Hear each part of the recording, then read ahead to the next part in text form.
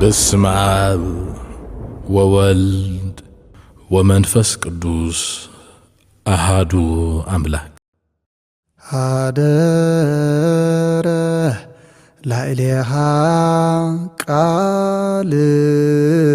ሥጋ ኮነ ወተወልደ እምኔሃ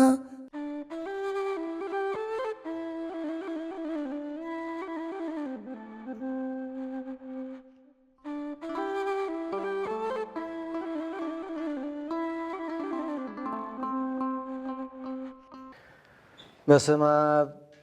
ወወልድ ወመንፈስ ቅዱስ አሃዱ አምላክ ሕዝበ ክርስቲያን አመንት እግዚአብሔር በስም እግዚአብሔር ከመልኩም ቀኒኹም አሜን። የትመልኩን ብምስሉን ዝፈጠረና እግዚአብሔር አምላኽና አባሪው ሞት አሞንግስቱ ሰረዝ ዘይብሉ ቀዳማውን ዳህራውን ዘላለማዊ እግዚአብሔር አምላኽና ዝኸበረን ዝተመስገነን ይኹን። ቅዱሰ ቅዱሳን ንጽሕተ ንጹሐን ድንግል ማርያም ኩሎም ቅዱሳን እግዚአብሔር በብማዕርጎም ሰማያዊ ምስጋና ይብጽሐዮም። ክቡር መስቀል ጎይታናን አምላኽናን መድኃኒናን ኢየሱስ ክርስቶስ ዝኸበረን ዝተመስገነን ይኹን። ሎሚ በዛ ዕለት እዚ ቃሉ ንምስማዕ ብምኽንያት ሕማም ኣብ ቤቶም ኣብ ዓራቶም ዝደቀሱ ኣብ ማየ ጸሎት ዝተዓቕቡ ኣብ ሕክምና ዘለዉ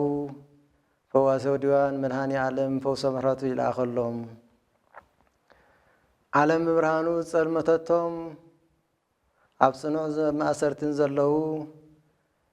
እግዚአብሔር አምላክ ሙጻሓራ ይፍጠረሎም። ሁላቶም ዝገሹን ዝወፈሩን እግዚአብሔር ብሰላም ነናቤቶም ይመልሶም። ናና እቶም ንሰምዕ ቃሉ እቶም ኣብ ቃሉ በአካለ ነፍሲ ኮይና እንሰምዕን እንርእን ዘለና ድማኒ መወዳታና ጸቢቁ ሰማያዊ መንግስቱ ሰማያዊ ሁሪ ክንወርስ ናይ እግዚአብሔር ቅዱስ ፈቃዱ ይገበረልና። ሎሚ እንመሃሮ ትምህርቲ ከም ፈቃድ እግዚአብሔር ኩኑ ቅዱሳነ እስመ ቅዱስ አነ ቅዱስ የሞ ንስኻትኩም ከዓኒ ቅዱሳን ኩኑ ይብል እግዚአብሔር። እግዚአብሔር አምላኽ ንደቂ ሰባት ካብ ናይ ባህሪ ቅዱስንኡ ብጸጋ ቅዱስና ቅዱሳን ኮይንና ክንነብር ብቅዱስና ጸኒዕና ክንነብር ኣብ ቃሉ ክንጸንዕ ከምቲ ንሱ ባህሪ ቅዱስ ዝኾነ ብጸጋ ቅዱስና ዝዓደለና ነቲ ዝዓደለና ጸጋ ነቲ ሰብነት ኣካላትና ቤተ መቅደስ ዝኾነ ከየርከስና ብቅዱስና ክንነብር ይጽዋዓና። ስለዚ እግዚአብሔር አምላኽና ኣነ ቅዱስ እየ ንስኻትኩም ከዓ ቅዱሳን ኩኑ ክብል ከሎ እዚ ቃል ኣብ ሌዋውያን ምዕራፍ 19 ፍቅዲ 2 ተጻሒፉ ዘሎ ኃይለ ቃል እዩ። እግዚአብሔር ንነቢይ እግዚአብሔር ሙሴ ነቶም ኣብቲ ግዜቲ እስራኤላውያን ዝነበሩ ብምእዛዝ ሓበሬታ ብምሃብ ነቶም ህዝቢ ነቢዩ ሙሴ ከምቲ ኣነ ቅዱስ ዝኾንኩ ንስኻትኩም ድማ ቅዱስ ኩኑ ቅዱሳን ኩኑ ኢሉ እግዚአብሔር ብቅድስና ክመላለሱ ብቅድስና ክነብሩ ካብ ርክሰት ክርሕቁ እግዚአብሔር ንነቢዩ ሙሴ ነቢይ እግዚአብሔር ቅዱስ ሙሴ ዝሃቦ ትእዛዝ እዩ። እግዚአብሔር ንሕና ብቅድስና ክንነብር ካብ ርክሰት ክንርሕቕ ከምቲ ንሱ ባህሪ ቅዱስ ዝኾነ ብቅድስና ክንነብር ይደሊ። ቅዱስ ክበሃል ከሎ ቀደሰ ካብ ዝብል ቋንቋ ግእዝ ዝወፀ ኮይኑ ኣኽበረ፣ መረፀ፣ ፈለየ፣ ተፈልየ፣ ኣኽበረ፣ ኣመስገነ ዝብል ትርጉም ኣለዎ። ስለዚ እግዚአብሔር ካብ ርክሰት ፍሉያት ካብ ናይ ክብሪ እግዚአብሔር ኣብ ክብሪ እግዚአብሔር ጽኑዓት ኮይና ክንነብር እምበር ኣብ ርክሰት ኣብ ሓጢአት ኣብ ዝሙት ኣብ ምንዝር ክንነብር ከም ዘይግባአና ዝነግር ቃል ይመናን። እግዚአብሔር አምላኽና ንነቢይ እግዚአብሔር ቅዱስ ሙሴ ነቶም ህዝቢ ብቅድስና ክነብሩ ከምታ ኣነ ቅዱስ ዝኾንኩ ኣምላኾም ቅዱስ ዝኾንኩ ንሳቶም ድማ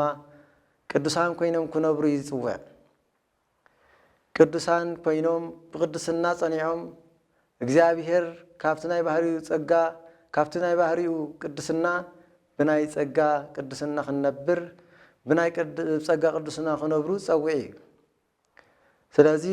ቅድስና ዘለዎ ሰብ ከመይ ኢሉ ክነብር ብኸመይ ይነብር? እግዚአብሔር ነቢይ ሙሴ ኣቦምን ኣዲኦምን እናፈርሑ ክነብሩ ሰናብቲ ክሕልው ካብ ጣዖት ዝኣመሰለ ክርሕቑ ካብ ኣማልኽቲ ዝተባሃሉ ናይ ጣዖት ኣምላኽ ዝኾኑ ንዕኦም ከየምልኹ ካብ ምንዝርና ካብ ርክሰት ክርሕቑ እግዚአብሔር ንነቢይ እግዚአብሔር ሙሴ ዝኣዘዞ ንነቢይ እግዚአብሔር ሙሴ ዝነገሮ ቃል እዩ። ቅድስና ክንብል ከለና እግዚአብሔር ብባህሪኡ ቅዱስ ናይ ገንዘቡ ዝኾነ ቅድስና እዩ። እግዚአብሔር ንዓና ደቂ ሰባት ቅድስና ክበና ከሎ ብጸጋ እዩ። ብጸጋ ንእግዚአብሔር ቅዱሳን ኮይንና ንመልሶ። ስለዚ ጎይታ ኢየሱስ እግዚአብሔር ኣምላኽና ቅዱስ እዩ ክንብል ከለና ከምቲ ኣብ ቀዳማይ ሳሙኤል ምዕራፍ 2:2 ተጻሒፉ ዘሎ ከም እግዚአብሔር ቅዱስ ይበልዎን ከም እግዚአብሔር ጻድቕ ይበልዎን ንስኻ ንገዛእ ርእስኻ ባዕልኻ ቅዱስ ኢኻ ኢሉ ጽሒፍዎ ዘሎ እግዚአብሔር ብባህሪኡ ቅዱስ እዩ። እግዚአብሔር ብባህሪኡ ንጹህ እዩ። ስለዚ ንሕና ድማኒ ካብታ እግዚአብሔር ናይ ባህሪ ቅዱስንኡ ብጸጋ ዝዓደለና ህይወትና ብቅድስና ብንጽህና ካብ ኩሉ ኃጢአት ርሒቕና ክንነብር ዝኣምበር ኣብ ርክሰት ኃጢአት ክንመላለስ ከም ዘይግባአና እግዚአብሔር ኣምላኽና ይምህረና። እግዚአብሔር ቅዱስ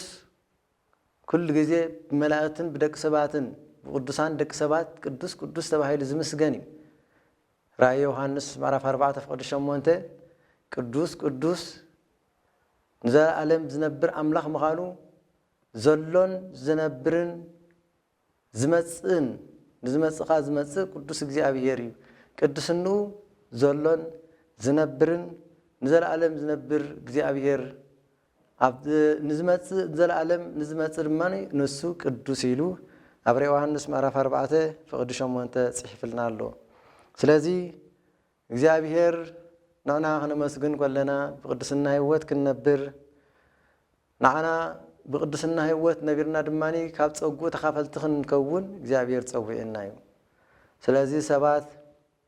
ካብ እግዚአብሔር እንካፈሉ እንታይ እዩ? ካብ ናይ ባህሪኡ ጸጋ ካብ ናይ ባህሪኡ ጸጋ ብጸጋ እግዚአብሔር ቅድስና ይብልና እዩ። እቲ ባህሪ ጸጋ ተባሂሉ ዘሎ ካብ ቅድስንኡ ናይ ባህሪ ቅድስንኡ ብጸጋ ተዓዲልናዮ። እንሆ ንስኻትኩም ካብዚ ዓለም ካብ ዘባላሽዎ ትንቢት ስጋኹም ወፂኹም ተኻፈልቲ መለኮታዊ ባህሪ ኢኹም። ካልኣይ ጴጥሮስ ምዕራፍ 1:4 ጽሒፍልና ኣሎ። ንሕና ድማኒ ተኻፈልቲ እግዚአብሔር ኮይና ካብ ናይ ባህሪኡ ቅድስና ናይ ጸጋ ቅድስና ከፊሉ ዝሃበና እግዚአብሔር ከመይ ኢልና ንነብር ኣለና ነፍስና ክንሓትት ይግባአና። ህዝቢ እግዚአብሔር ቅድስና ናይ እግዚአብሔር ናይ ባህሪኡ ክበሃል ከሎ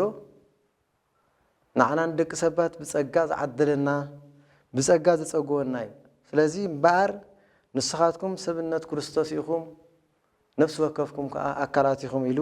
ቀዳማይ ቆሮንጦስ ምዕራፍ 12:27 ጽሒፍልና ኣሎ። ንስኻትኩም ሰብነት ክርስቶስ ኢኹም ነፍሲ ወከፍኩም ከዓ ኣካላቱ ኢኹም ኢሉ። ኣካላት ክርስቶስ ምዃን ከመይ ጌርካ ይከኣል? ኣካላት ሰብነት ክርስቶስ ምዃን ብኸመይ ይከኣል? ንሕና ኣብዚ ግዜ እዚ ግዜ ጾም ቅድስቲ ቤተ ክርስቲያንና ዓብይ ጾም 40 ኢላ ሰሪዓቶ ዘላ ብቅድስና ህይወት ብጾምን ብጸሎትን ብትህርምትን ብስግደትን ኣብ ቅድስና ህይወት ተጸሚድና ክንነብር ይግባአና። ኣብ ዝሓለፈ ዕለተ ሰንበት ዘወረደ ኢሉ ክምህረና ከሎ ጎይታናን ኣምላኽናን መድሓኒናን ኢየሱስ ክርስቶስ ካብ ሰማያ ሰማያት ወሪዱ ካብ ቅድስት ድንግል ማርያም ካብ ስጋ ስጋ ካብ ነፍሳ ነፍስ ወሲዱ بقومة سب أبز عالم 33 عامتن 3 ورحن ندحنت نقبل كاب كبر زفان وريدو همانه سقا بتأمرات همانه نفس دمان بتمرتي فوي سنة دحنيني سلازي وزورد خنبل كلنا ويتانان أملخنان مدحنان يسوس كريستوس كاب سماعات وريدو من تدك سبات ندحنا دك سبات زوردلو بقومة سقا زتمال على سلو مالتي قالو زتنقرلو مالتي لومي إن مهارو زلنا بزعبا قدسنا أنا قدس يمون استخاتكم كقدسان كنو بكل نبرتكم بكل طريقكم كل نابراكم قدسان كوني بالإجزابير سلازي ويتانان أملخنان مدحنينان إيسوس كريستوس إذا زلنا يا على تسنبت قدس تبهال ليكو قدس يارد نزي على تسنبت زي قدس مبالون تايو سلامنتاي قدس يلوا قدس يارد نزي على زي قدس يلخصم ياخلو قدس እግዚአብሔር ዝባረኻ مخانو ነገር ግን እተንካሎት ዕለታቱን ዘይተቀደሳ ኮይነን ዘይኮነ ከምቲ ኮከብ እንኮከብ ይህይስ ክብሪሉ ቀዳማይ ቆሮንጦስ ምዕራፍ 15 ፍቅድ 41 ጽሒፍዎ ዘሎ ዕለተ ሰንበት ካብ ኩለን ዕለታት ዝዓበየትን ዝኸበረትን ምዃኑ ይገልጽ ቅዱስ ያሬድ ሰንበት ተአቢ እንኩል ዕለት ወሰብ ይከብር እንኩል ፍጥረት ሰብ ካብ ኩል ፍጥረት ከም ዝኸብር ዕለተ ሰንበት ድማ ካብ ኩለን ዕለታት ዝዓበየት ኢሉ ምንታይ ዕለተ ሰንበት ቅድስትን አባይን ኢሉ ቅዱስ ያሬድ ገሊጽዋ ዘሎ መጀመርታ ጥንት ሕግ ዝተነግረላ እዩ 10 ኦሪታው ኦሪት ሕግ ኦሪት ዝተጻሕፈላን ዝተነግረላን ሕግ ዝተነግረላን ከም ኮሎ እግዚአብሔር መጀመርታ ፍጥረት ጀሚሩ አሞዳታ ድማ ዘዕረፈላ ዕለት ቀዳመይቲ ሰንበተ እሁድ ተባሂላ ትጽዋዕ ማለት እዩ ሰንበተ ክርስቲያን ክንብል ኮለና ድማኒ ጎይታናን አምላኽናን መድሓናን ኢየሱስ ክርስቶስ ዝተጸንሰላ ዝተንሳአላ አሞዳታ ድማ ንፍርድ ዝመጸላ እዩ ስለዚ ቅዱስ ያሬድ ሰንበት ቅድስትያ ንጽህትያ ክብል ኮሎ ካልኦት ዕለታት ካብ አዝተፈልያ ኮይነን ዘይኮናስ እግዚአብሔር ስርሑ ሰሪሑ ዝፈጠረለን ዕለታት እየን ግን ዕለተ ሰንበት ፍልይትያ ክብርትያ ክብል ኮሎ ኮኸብ ከም ዝበልጽ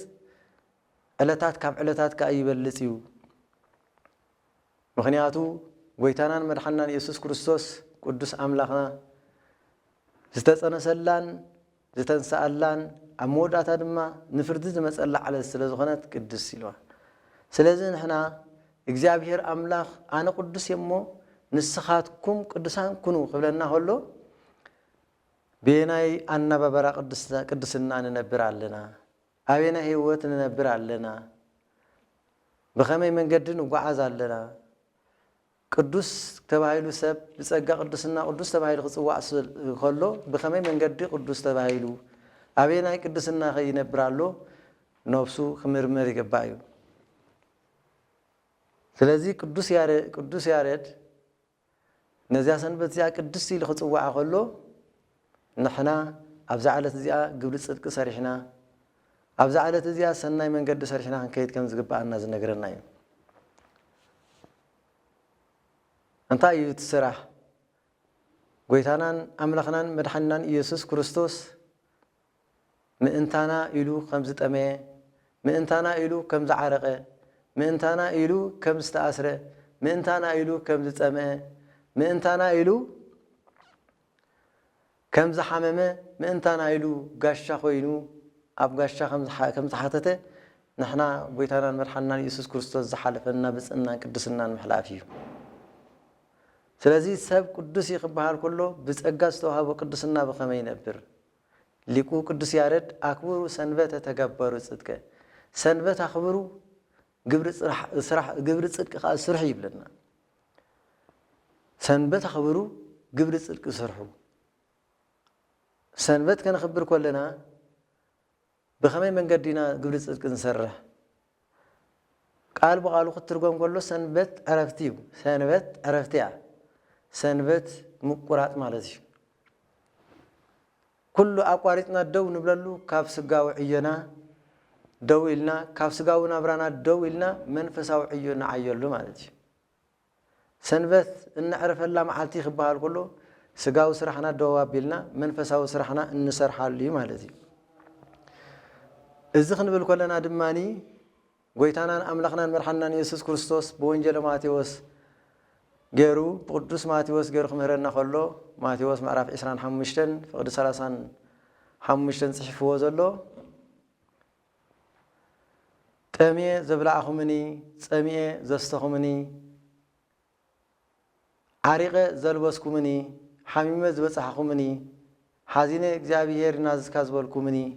ኢሉ ጎይታናን አምላኽናን መድሐናን ኢየሱስ ክርስቶስ ሽድሽተ ቃላተ ወንጌል ጽሕፍልና ኣሎ እዞም ሽድሽተ ቃላተ ወንጌል በብሰለስተ ከፊልና ክንሪኦም ከለና ጠምየ ዘብላዕኹምኒ ዓሪቀ ዘልበስኩምኒ ጠምየ ዘብላዕኹምኒ ክብል ከሎ ካበይ አምፂና ሕና ጠምየ ዘብላዕኹምኒ ክብል ከሎ ካበይ አምፂና ክንህብ ከይብሉ ምእንታን ናይ ሃፍታምን ናይ ድኻን ገይሩ ፈልዮም ሊቃውንቲ ምሂሮምና ኣለዉ ጠምየ ዘብላዕኹምኒ ዓሪቀ ዘልበስኩምኒ ተአሲረ እግዚአብሔር ይፍታሕኻ ዝበልኩምኒ እግዚአብሔር ዝጠም ኮይኑ እግዚአብሔር ዝዓርቕ ኮይኑ እግዚአብሔር ዝእሰር ኮይኑ በኃይል ደቂ ሰባት ዝእሰር ኮይኑ ዘይኮነስ ምእንታና ኢሉ ዝጠመ ምእንታና ኢሉ ዝዓረቀ ምእንታና ኢሉ ዝተአስረ ጎይታ ምእንታና እዩ ስለዚ ንሕና ድማኒ ኣብ ዝዕለት እዚ ብሰዓት እዚ ኣብ ግዜ ጾም ዝጠመዩ ሕዋትና ዝጠመዩ ወገናትና ካብ ዘለና መቂልና ካብ ዘለና ሂብና ክንከይድ ዝዓረቁ ወገናትና ካብ ልብስና ሂብና ክንማቀል ዝተአስሩ እግዚአብሔር ይፍታሕኩም ኢልና ብገንዘብና ሂብና ክንመጽዩ እዚ ከፊሉ ነቶም ብጸጋ ሃፍቲ ዝሃቦም እግዚአብሔር ብጸጋ ሃፍቲ ዝዓደሎም ተኻፊልና ክንነብር ዝዓድለና እዩ እግዚአብሔር ሃፍቲ ይዕድል እዩ ሃፍቲ ጸጋ ይዕድል እዩ ሃፍታም ካብ ዝጸድቕ ገመል በዓይኒ መርፍቕ ይሓልፍ ይሓይሽ ይብል እዚ ግን ከምኡ ዘይኮነስ እግዚአብሔር ነቦና አብርሃምን ነቦና ኢዮብን ጸጋ ሃፍቲ ሂቦም እዩ እዚ ጸጋ ሃፍቲ ንድኻታት እንዳሃቡ እንጀራ እንዳብልዑ ኣብ ቤቶም ከፊቶም እንዳንበሩ ንስተአስር ኸኣኒ ምሕረት እናገበሩ ዝነብሩ ዝነበረ ኣቦና አብርሃም እግዚአብሔር ጸጋ ይዕድል እዩ ነቲ ጸጋ ዝሃበና ግን ብኸመይ ንነብሮ ህዝበ እግዚአብሔር ነቲ ዘለና ተኻፊልና ካብ ዘለና መጽዊትና ካብ ልብሲ ተማቂልና ንዝተአስሩ ሕዋትና ኸኣኒ ብዘለና ገንዘብ ከፊልና بزلنا تسقات مهرتي مهرنا معدنا كنوصن حرخ نوصون كنلمن زغبانا مالتي صمي زبلعخمني حميم እግዚአብሔር ይمحركاز بالكمني صمي زستخمني حميم እግዚአብሔር يمحركاز بالكمني ጋሻ ኮይነ ዝحضركمني አልብኮኑ እግር ለሃዊር አልብኮኑ ጽዋዓ መቆሪር አልብኮኑ ጠፈር ለአይድሮ ይብል እግሪ እግዚአብሔር ዝሃበና እግርን የብልካንዲው እትበጽሐሉ ማይቆሪ ኸይብልካንዲ ንጽሙ ተስተየሉ ገዛ ንእሽተይ መደቀስ ኸይብልካንዲ ጋሻ ኮይኑ ንዝመጸካ ተሕድረሉ ይብል ምክንያት ኮይኮነና ማየብልናን ከይንብል እግዚአብሔር በሃፍቲ ዓዲልናዩ نزحمة مسابات عين خين بتصح جنزب يبلنا كين بل بإجرنا تراي بتصحنا نوصح እግዚአብሔር محركان بلوليو قاشا خويلنا خحدر نزمت أن دماني እግዚአብሔር محضر بوتا هيبلنا تلازي بقلة سنبت منفساو سرح النسر حلو منفساو من قدي النسر حلو بس خمس من قديو نحنا دماني تخافلتي تقبلت قشا نزحمة ما እግዚአብሔር محركة بحالتي نزأمة خبزلنا ماي مستاي እግዚአብሔር بصقو زعدلنا تخافلتي እግዚአብሔር كابناي بحري قدسنا تخافلتي إنا خنبل تقوينا بصقا تخافلتي إنا خنبل كلنا ጸጋ ዘውህብ ስራሕ ክንሰርሕ ይግባአና እስኻኒ ከም ትኽንገረና ጽንሐ 6 ህጋጋት ወንጀል ቃላት ወንጀል ፈጺምና ከይት ኮለና እግዚአብሔር ዝፈትዎ ንሕናውን ኣብ ቅድሚ እግዚአብሔር ንነብረሉ ብኽብሪ ንነብረሉ እዩ ስለዚህ ንሕና ከምቲ ስጋ ብዘይ መንፈስ ሙቲ ዝኾነ ኢሉ ሐዋርያ ያዕቆብ ከምቲ ስጋ ብመንፈስ ብዘይ መንፈስ ሙት ዝኾነት እምነት ድማኒ ብዘይ ተግባር ሙት ያይሉ ስጋና ብዛ ዓለም ክንነብር ኮለና ብህይወተ ስጋ ክንነብር ኮለና መንፈስና እንዳዓበና ዘለና እንዳተማቃልና መንፈሳዊ ስራሕ ክንስራሕ አላ ዛ ቅዱስ ዕለት ሊቁ ቅዱስ ያሬድ ሰንበት ቅድስት ያይሉ ከምቲ እግዚአብሔር ቅዱሳን ኮይኑ ብቅዱስና ክንነብር ዝጸዋዓና ንዕለተ ሰንበት ብቅዱስና ክንኽብራ ይግባአና እዩ ንዕለተ ሰንበት ብቅዱስና ክንኽብራ ይግባአና ይክንብል ኮለና ካብ ናይ ስጋ ስራሕ ያዕሪፍና መንፈሳዊ ስራሕ መስራሕ ማለት እዩ ካብ ናይ ስጋዊ ስራሕ ሰሪሕና عرفنا منفساو سرح مسرح مالت كم زخن مهارة أنا نستأمي مبلع نزعرق ملباس نستأثر إجابير محركة مبال نستأمي مستاي نزحم إجابير محركة مبال نزقاشا خوي نزمت أبيت كم حضار مالتي أبونا أبراهام كوا قاشا مسينا أبيتو مسحضروا أجا استعلم سلاسي محاضرهم نحن دماني أجا استعلم سلاسي مسانا حاضروا إجابير مسانا خنبر إجابير مسانا كحضر قاشا مقبال مالت نجابير مقبال نجابير مساخا محضاري مالتي مو نزن خنقبر نجابير قدس فادو يقبر لنا سلازي قدسانا أبوتاتنا نسن إلى تسنبت كم تي قدس يارد قدستيا زبلا بقدسنا أخبيرهم معهم قدس أثناتيوس نو نابيا نو ناكبرا إلى تسنبت نإلى تسنبت نخبرا نقدسا إسا بقرب علات يعيبل كاب كل علاتات بعلات زخبرت إلى تسنبت بقدسنا خنخبران بقدسنا كنبران منفساو عيق نصرح اللان እግዚአብሔር ዝፈቀደ ማለት እዩ ስለዚህ እቲ ቅዱስ ዝኾነ ምስ እግዚአብሔር ዝነብር መን እዩ እቲ ፍቅሪ ዝገብር ምክንያቱ እግዚአብሔር ፍቅሪ ይብል ቀዳማይ ዮሐንስ ምዕራፍ 4 ፍቅሪ 8 እቲ ፍቅሪ ምስ ሕዋቱ ዝነብር ንሱ ብቅዱስና ዝነብር እዩ እቲ መንፈስ ዝነብር እስመ እግዚአብሔር መንፈስ ውእቱ ይብል ዮሐንስ ምዕራፍ 4 ፍቅሪ 24 እስመ እግዚአብሔር መንፈስ ውእቱ እግዚአብሔር መንፈስ እዩ بقدسنا بمنفس قدس تملأكم كوينكم بقدسنا تملالسو እግዚአብሔር ጸጋ መንፈስ ቅዱስ ካቤልና እግዚአብሔር ጸጉ ኸዕድለና በመንፈስ ቅዱስ ከነብር ለመንፈስ ቅዱስ ከንብረና ዝኽል ስጋናት ኪምና ጺምና ጸሊና ካብ ርክሰት ኃጢአት ረሕቅና ካብ አበሳ ረሕቅና ካብ ሓወይ ካብ ምስሓው ከምባስ ረሕቅና ከነብር ይግባእ እግዚአብሔር نحاول أن نصرفون إجابة رأي الزلناني يتنحاو شركامي للصرفة أما جاب أيخ في الرديبل ثلاثة قدوس دخان سب مسحوتها فقير زنبر بمنفس إجابة زعبيو إجابة أبرهان إجابة من مللاسيو قدس النازل لو سب أبرهان إجابة زمال لاسيو إجابة برهان يبل برهان نبز عالم مسيب دك سوات جنا قبرون كفؤ سلازخونه أي تقبلون يبل وانجلاوي يوحنس مرة سلست برهان نبز عالم متى دك سبات جن قبرون كفؤ سلازخونه أي تقبلون يتهم استقبلوا جن ولد إجزاء كخانو وسلت أنا حبهم ولد إجزاء كخانو سلت أنا حبهم سلازن إحنا دماني أفسلت أنا إجزاء قدسنا إجزاء دك إجزاء كنكون تقبلتي قويتا كنكون قبعنا مقبال قويتنا أملخنا مدحنا يسوع كريستوس مالت برهان استبعالك قدوس سجون كبر دومني يتك قدوس استبعال سب بسجع تعدل سب أب قدسنا هو زنبر سب قدوس سجون كبر دومن بليعو نزل عنه هو ورست زورسي قدوس سب بمخر خان بأبوتاتو خانات تماهيرو بنصحة تنصحو كبحاتياتو تنازيزو أب قدس سجون كبر دومن أب برهان قويتا زمالالس مالتي برهان مالتو كان قدس سجون كبر دومني ወሰበይ ወስተልበ ንጹህ አሚሃ ያነቆህ ይብል አፍት ንጹህ ሰብ ምስአትወ የንቆህ ይብል ስለዚህ አብ ብርሃን ጎይታና መድኃኒናን ኢየሱስ ክርስቶስ ዝማላለስ ሰብ አብ ቅድስና ዝነብር ሰብ እዩ እግዚአብሔር አምላክ አብ ቅድስና ህይወት ክንነብር ናይ እግዚአብሔር ቅዱስ ፈቃድ ይግበረልና እግዚአብሔር ንጹህ ይብል ከምቲ ጎይታና አምላክናን መድኃኒናን ኢየሱስ ክርስቶስ ንጹህ ዝኾነ ንሕና ድማኔ ብንጽህናን ብቅድስናን ክንመላለስ ይግባእ ንሱ ንጹህ ንሕና ከምቲ ናይ ንጽህና ባህሪኡ ብጸጋ ዝዓደለና ብጸጋ ንጹሃን ክንከውን ይግባእ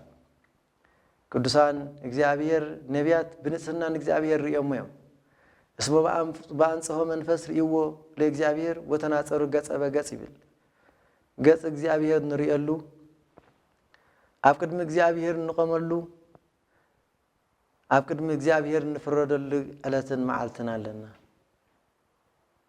ስለዚህ እቲ እግዚአብሔር ንፍረደሉ እግዚአብሔር ዝጽዋዓልና ኣብ ቅድሚ እግዚአብሔር ንቆመሉ ብንጽህናን ብቅድስናን ኮይና ንጸንሕ እግዚአብሔር ንወዲ ሰብ መጀመርታ በባህሪው ቅዱስ ገይሩ ፈጢርዎ አምላክ ዘበጸጋ ገይሩ እንተኾነ ግን ካብቲ ዝተዋህቦ ትእዛዝ ሕጊ ምፍራስ ጸጉ ተገፊፉ ቅዱስነቱ ተገፊፉ ይነብር ነይሩ እግዚአብሔር ነዚ ዝተገፈፈ ጸጋ ነቲ ዝተገፈፈ ቅዱስነቱ ንምምላስ ካብ ሰማያት ወሪድ እዩ እቲ ዕፀ ህይወት በልዕና መንግስተ እግዚአብሔር መንግስተ ሰማያት ክንወርሰሉ ዘይተኻኣለና ቅዱስ በልዕና ቅዱስ ክቡር ደሙ ሰቲና መንግስተ ሰማያት ናይ መንግስቱ ወረስቲ ክንከውን እግዚአብሔር ዓዲልና ስለዚህ ንሕና በይና ህይወት ኢና ንነብር ዘለና እግዚአብሔር ምሕረት ገይርልና እዩ እግዚአብሔር ተበጅልና እዩ ክንብል ከለና አቤና ህይወት ንነብር ኣለና ምእመናን በየናይ መንገድ እንመላለስ ኣለና ሎሚ ዘለናያ ዘመን ኃጢአት ዝዓብለሎ ዘመን ኃጢአት ዝበዝሖ ዘመን ግብሪ ጽድቅ ዘይብሉ ዘመን ምትሕልላይ ዘይብሉ ዘመን ፍቅሪ ዝጎደሎ ዘመን ፍቅሪ ኣብ ልዕሊ ብዙሓት ክዝሕትል ያ ዝበሎ ሎሚ ኣብ ርእስና ኣሎ ስለዚህ ንሕና ድማ ንምእመናን ብቅድስና ህይወት ነብር ኣለና እግዚአብሔር ንጹህ እዩ ንሕና ድማ ብንጽህና ክንመላለስ ኣለና ኢልና ነፍስና ነቲ ቅዱስ ስጋና ነቲ ቤተ መቅደስ አካላትና በኃጢአት ነርክሶ ከይንህሉ በኃጢአት ንመላለስ ከይንህሉ እግዚአብሔር ከምቲ ዝዓደለና ጸጋ ቅድስና ብጸጋ ቅድስና ክንነብር ይግባአና ካብ ንጽህናን ቅድስናን ክንወጽእ የብልናን እንተወጸና ድማኒ ከምቲ ዝወዲቁ ዝትስእ ክንትስእ ብንስሓ ተነስሕና ማየ ንስሓ ተሓጺብና ንጽሃን ኮይና ከምቲ ቦና አዳም ናይ ጸጋ አምላክ ተዋሂቡ ነይሩ ጸጉ ተገፊፉ ቅዱስነቱ ተገፊፉ ነገር ግን 100 ዓመት ብምንባዕ ብምንሳሕ ሱባኤ ብምእታው እግዚአብሔር ድማኒ ካብ ሰማያት ካብ ክብሪ ዝፋኑ ወሪዱ ምእንቲ ኩሉ ዓለም ወሪዱ ድሕነት ዝሃበና ሎሙ ድማኒ ካብቲ ወዲቕና ዘለና ኃጢአት ተሲእና ብቅድስናን ብንጽህናን ህይወት ክንነብር ኣለና ደጊም እቲ ዘሕለፍኩሞ ግዜን ሰዓትን ይኣክል ይብል ቀደም ብዕንደራን ጓይላን ብመስተን ዘሕለፍኩሞ ግዜ ይኣክል ሎሚ አረጊት ልብስኩም ቀጥልኩም ሓድሽ ልብስ ለቢስኩም ናባይና ይብል አረጊት ልብስ ዝተባሃለ ኃጢአት እዩ አረጊት ልብስ ዝተባሃለ ኣብ ምንዝርና ኣብ ርክሰት ኣብ ኣምልኮ ጣዖት ኣብ ክፍኣት ኣብ ቤት ሕማቅ ፈዚ ሙዓል ማለት እዩ ኣምልኮ ጣዖት ማለት እዩ አረጊት ልብስ ማለት እዚ ማለት እዩ ሓድሽ ልብስ ዝተባሃለ ድማኒ ኣብ ኃጢአት ነቢርካ ካብ ኃጢአት ወፂኻ ብቅድስናን ብንጽህናን ኃጢአትካ ተናዚዝካ ናብ ንጽህና ብንጽህና ህይወት መንባር ማለት እዩ ምእመናን ስለዚህ እግዚአብሔር ንጹህ እዩ ክንብል ከለና ካብ ናይ ጸጋ ንጽህኑ ካብ ናይ ጸጋ ቅዱስኑ ዝዓደለና ንጹሃን ቅዱሳን ኮይና ክንነብር እግዚአብሔር ጸጉ ይብዛሓልና እግዚአብሔር ንጹህ ይብል ነብይ እግዚአብሔር እንባቆም ኣብ ትንቢቱ እግዚአብሔር ንጹህ እዩ ንሕና ድማ ብንጽህናን ብቅድስናን እንመላለስ እግዚአብሔር ሐቀኛ ይብል አነ መንገድን ሐቅን ህይወትን አነ ይብል መንገድን ሓቅን ህይወትን ኣነ ብሓቅን መንገዲ ህይወት ዝኾነ ጎይታናን ኣምላኽናን መድሓኒናን ኢየሱስ ክርስቶስ ካብ ጸጋ ካብ ናይ ባህሪ ቅድስኑ ብጸጋ ተዓዲልና ኢና ክንብል ተኾይና ብሓቂ ዝተመልአና ኣብ ሓቂ ጽናዕና ሰብ ስለ ሓቂ ክንመውት ይግባእ ስለዚ ሰብ ብስነ ምግባርን ብመንፈሳዊ ስራሕን እዮ ይነብር ኣለኹ ዝብል ኣብ ቅድስና ህይወት ዘሎ እዩ ንሕና ግን ኣብዚ ህይወት ዘለና ዲና ምእመናን ሎሚ ንሕና ገንዘብ ሒዝና ጽባሕ ሎሚ ክንውስኸሉ እንዳልና ብገንዘብ ብስስዕቲ ገንዘብ ንነብር ዳእምበር ንሓውና ንማቕል ንሓውና ንህበሉ ግዜ የለን ሎሚ እንሆ ዝገዛ ዝተሰርሐ ህንፃ ዝተሰርሐ ሎሚ ድማ ንጽባሕ ዝክገብር ህንፃ ቤት እዚ ፈራሲ እዩ ዓለም ከም ብራና ተጠቕሊላ ተሓልፈሉ ዘመን ግዜና ኣለዎ ነዚ ሓላፊ ግዜ ነዚ ሓላፊ ቦታ ከምቲ ኣቦና አብርሃም ን500 ዓመት ዘይጠቅም ግዜ ኣነ እንታይ ክነብረሉ ኢሉ ኣጉዶ ክነብር ከሎ ነዚ ክነብር ከሎ ግን ጡምያትን ጽሙዓትን እንዳብልዐ ኣብ ሰማያት ህንፃ ዝቐመጠ እዩ ዝግቡ ለክሙ መዝገበ ዘበሰማያት ሎሚ ድማ ድሕና ኣብ መንግስተ ሰማያት መዝገብና ክንቐመጥ ግባእ ብሰናይ ስራሕ ብሰናይ ተግባር ንድኻ ብምርዳእ ካብ ዘለካ እንዳተኻፈልካ ናብ መንግስቲ እግዚአብሔር ዝብቅዕ ፍረ ክንህልወና ይግባእ ጽባሕ ንጎ ንሕና ብዘይ ንፈልጣ መዓልቲ ዕለት እግዚአብሔር ክመፀና እዩ ዕለተ ሞትና ግን ዕለተ ምጽኣትና እዩ ሰብ ተነሲሑ ተዳሊን ተዘይጸኒሑ ዝሞተላ ዕለትን መዓልትን ኣይፈልጥን እዩ ዕለተ ሞቱ ዕለተ ምጽኣት እዩ ሎም በአካለ ነፍስ ከለና ተዳሊና ተዘይጸኒሕና ጽባሕ ንጎ እግዚአብሔር ጽዋዕና መዓልቲ ይንፈልጥን ኣብ ወንጌል ሉቃስ ተጻሒፍዎም ዘሎ ሓደ ሃፍታም እንሆ ግራተይ ቀዲለይ ግራተይ ኣቅፊሑ ግራቱ ሓሪሱ ዘሪኡ ሾይ ብዙሕ እኽሊ መስአተወ ማዕኸኑ ዝእክበሉ ገጹ ዘግፋሓሉ ሓሰበ ይብል ብዛዕባ መዋእሉ ግን ኣይሓሰበን ነፍሰይ ተሓጐሲ ብልዕስተይ ንብዙሕ ዓመታት ጽዒረ ዝደኸምክዎ ዝኣከብኩልኪ እንሆ ብልዕስተይ ተሓጐሲ እዩ ነፍሱ ትበልዓሉ ዳእምበር ህይወቱ ትቕጽለሉ ዕድመ ግን ኣይፈልጥን ምክንያቱ ብጀካ እግዚአብሔር ዕድመና ዝፈልጥ ማንም ሰብ ዕድሚ ዝፈልጥ የብልናን ስለዚ ንሕና ድማኒ ምእመናን ነፍሰይ ብልዕስተይ ተሓጐሲ ንብዙሕ ዓመታት ዝሰርሐኹልኪ ሎሚ ድማ ንሕና ብዙሕ ግዜ ሰሪሕና ብዙሕ ግዜ ደኺብና ነፍሰይ ብልዕ ተሓጐሲ ንብለሉ ሞት ይመፀና ጣውዒት እግዚአብሔር ይመፀና ኩሉ ዝሰራሕናዮ ኩሉ ዝደኸምናዮ ኩሉ ዘጥረናዮ ሓዲግናዮ ዓለባ ነፀላ ጌርና ናብ መቃብርና ንወርድ ህይወት ከምዚ ይኮነን ናይ ቅድስና ህይወት ብከምዚ መንገዲ ይኮነን ንሕና ተዳሊና ኣብ መንግስተ ሰማያት ህንፃ ምግባር ዘጥረናዮ ዝሰራሕናዮ ንድኻታት መሃብ ንድኻታት ምንቃል ኣብ መንግስተ ሰማያት መዝገብና ምቕማጥ እዩ ስለዚ ሊቁ ቅዱስ ያሬድ ሰንበት ኣኽብሩ ጽድቂ ስሩሕ ክብለና ከሎ ግብሪ ጽድቂ ዝበሃል እዚ እዩ እናተሓጋገዝና ብመንገዲ ጽድቂ እንዳተመላለስና ክንነብር ከለና ከምቲ ዓሻ ዘይኮነ ጎይታናን ኣምላኽናን መድሓኒናን ኢየሱስ ክርስቶስ እኳ ነዚ ዓሻ ኢልዎ ኣብ መጽሓፍ ቅዱስ ዓሻ ማለት ብሓጢአት ዝመላለስ ሰብ እዩ ወንጌል ማቴዎስ ምዕራፍ 25 እተን 10 ደናግል እተን 5 ለባማት እተን 5 ዓያሽ ይፈልዩን ኣሎ እተን ዓያሹ በጀካ መብራህትን በር ዘይቲ ዘይነበረን እተን ለባማት ድማ መብራህትን ዘይትን ዝነበረን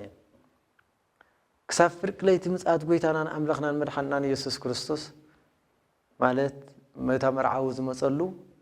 መብራህትን ከይጠፍኣ ጸንሐ መብራት ዝተባሃለ እምነት እዩ ሃይማኖት እዩ ካብ ሃይማኖትን ካብ እምነትን ዘይለቀቃ زيت استبهال دما تكباري كاب صبق نجر كاب صبق مكبار زي رحقة كاب فقري زي رحقة كم من فساوي هوت زي رحقة كم من فساوي هوت زي رحقنا كاب برهان كاب نايم برهان كاب قدسكون كاب كور دمون زي رحقة سبات كاب نسهنا كاب قدس بيت مقدسهم قدس بيت مقدس أكلاتهم زي بلاشوا سبات زياتهم لبامات تبهيلهم يسوع سلازي زين لبامات تبهلا دناقل ويتا يسوس كما تسخلو مبرهاتن حزن تدحر مرعو أتوايبل يتن عايش استبهلا قلنا عداقا مريدا عداقا استبهلا عالمي نو هايمانوت بإمنة بتكبارن كنبر ذهابنا قويتا هايمانوت هالنا إلناقن بزعبات هايمانوت ناب تكبار نصرحو بهايمانوت تتأذننا حقي هايمانوت تتأذننا سرح زين سرح انتوغينا قن هايمانوت هالنا خبها لا يكالني إمنة بزي قبر موت يعيل إمنة بزي قبر موت يعيل كمتي منفس بزي سقاب زي منفس موت زخانة إمنة دما بزي تكبار موت يعيل سلازن حنا دماني أبز عالم كننبر كلنا موتات زي كنا سياوان كوينا خننبر بقبر صدق خنمالالس بهايمانوتن بتكبارن صنعات كوينا خنمالالس هايمانوت علنتنا سناي سرحنا خنمالالس سلازيو ليكو قدس يارد بويتا يسوس كريستوس افتعل زمصلا ماهتتو مبرهاتون زيتنا داري صنعه امنتن تكبارن حج صنعه ددحرت مرعو تبالو بويتا خاتي نحنا دما حزب እግዚአብሔር አብርሰት ዘይኮነ አብ ቅድስና አብ ንጽህና خنبر አንበር نحنا ጎይታ ኢየሱስ ክርስቶስ ናብ ንጽህና አንበርና አብርሰት كننبر فقاد ይኮነን فقاد ጎይታናን አምላኽናን መድኃኒናን ኢየሱስ ክርስቶስ በህይወት كننبر بقدسنا كننبر ስለዚህ نحنا ዝተጸዋዕና بقدسنا አንበር برخصت ስለዘይኮነ بقدسنا هيوت كننبر نايغزابير قدس فقادو يغبرلنا زمهارنان زغسصنان እግዚአብሔር አምላኽና ይው ስለቃሉ ዘኸበረን ዝተመስገነን ይኹን ወስብሐት ለእግዚአብሔር ወለወላዲቱ ድንግል ወለመስቀሉ ክብር ወኃያል አሜን